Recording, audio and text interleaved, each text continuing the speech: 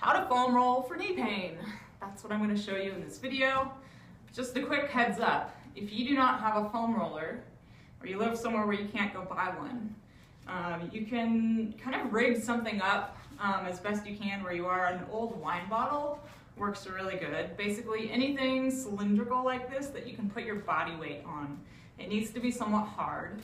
And if you don't have a foam roller and you want to go buy one, just an FYI, this one is a pretty soft one. You can find harder ones. The harder they are, the more it's going to hurt when you do it. And usually you'll get a better result the harder it is. But you also want your tissue when you're foam rolling to be able to stick a little bit to the foam roller. It's kind of why I like this one as opposed to some of the more slicker, harder ones. So I'm going to show you how to foam roll this piece of your calf right here. Is the #1 cause of knee pain. It's the upper outer portion of your gastroc muscle or your calf muscle. And usually you're going to find a walnut-sized or golf ball-sized lump of tissue. It's not your muscle, it's the connective tissue in the muscle system that's in that lump that you need to stretch out. And you can get it pretty good with a foam roller. So I'm going to show you how to do that. So whatever knee is hurting you, you're going to target that calf. And basically you do that by, I'm going to use my other foot to balance with and push my hips up into the air so that most of my body weight is going to go onto the leg, the right leg that's on the roller here. And then I'm going to pick this other foot up and put it on there.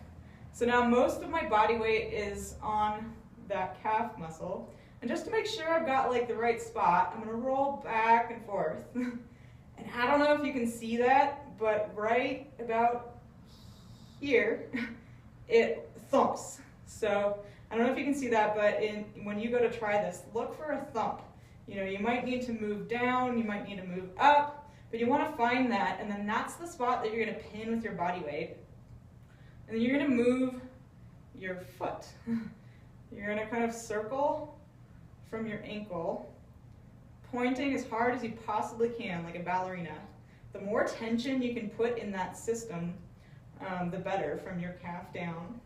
So when you point really hard. When you draw it up, like really flex that foot. And you can go one way, make sure you go the other way. You can kind of move your hips side to side or move down on that calf to find a better spot. By all means, get curious and don't be afraid to hunt around for the best possible spot.